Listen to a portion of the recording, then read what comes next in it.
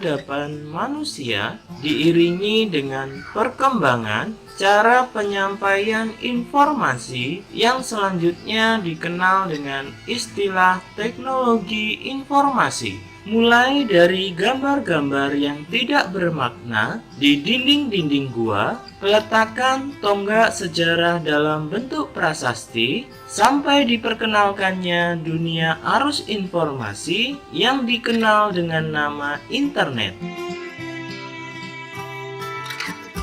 Pada zaman prasejarah, teknologi informasi dan komunikasi yang dilakukan manusia berfungsi sebagai sistem untuk pengenalan bentuk-bentuk yang manusia kenal.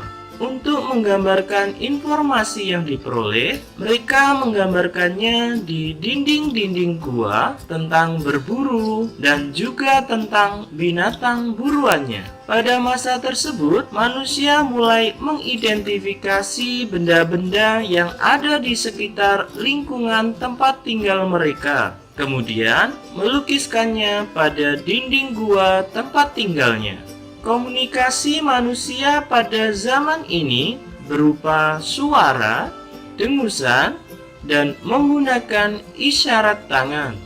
Pada zaman sejarah, mulai diciptakan dan digunakan alat-alat yang menghasilkan bunyi dan isyarat seperti gendang, trompet yang terbuat dari tanduk binatang, dan isyarat asap sebagai alat pemberi tanda peringatan terhadap adanya bahaya.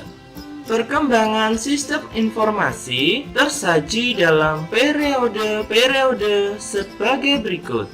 Yang pertama, periode 3000 sebelum Masehi. Untuk yang pertama kali, tulisan digunakan oleh bangsa Sumeria dengan menggunakan simbol-simbol yang dibentuk dari piktografi sebagai huruf. Simbol atau huruf-huruf ini juga mempunyai bentuk bunyi atau penyebutan yang berbeda sehingga mampu menjadi kata, kalimat, dan bahasa.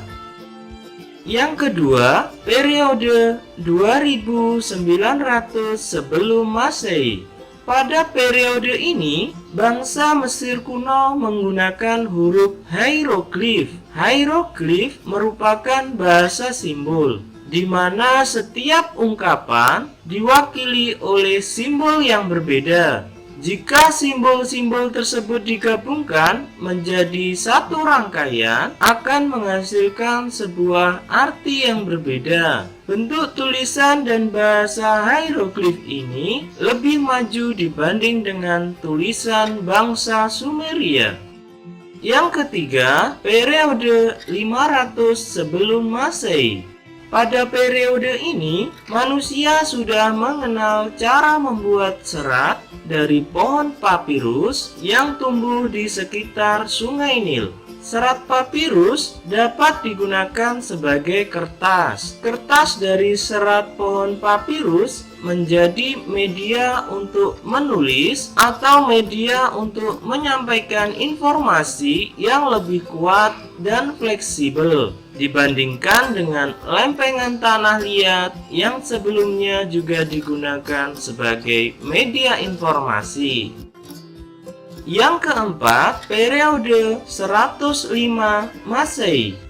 Pada periode ini atau pada masa ini, bangsa Cina berhasil menemukan kertas. Kertas yang ditemukan adalah kertas yang kita kenal sekarang. Kertas ini dibuat dari serat bambu yang dihaluskan, disaring, dicuci, kemudian diratakan dan dikeringkan. Penemuan ini juga memungkinkan sistem pencetakan yang dilakukan dengan menggunakan blok kayu yang ditoreh. Sistem ini sekarang dikenal dengan istilah sistem cap. Nah, itu tadi sahabat, sejarah singkat mengenai teknologi informasi dan komunikasi. Bagaimana? Kalian jadi paham kan apa itu teknologi informasi dan komunikasi? Nah, sekarang coba kalian kerjakan soal berikut ini untuk melatih pemahaman materi. Baik, kita akhiri dulu ya. 骨はどうせ砂と化して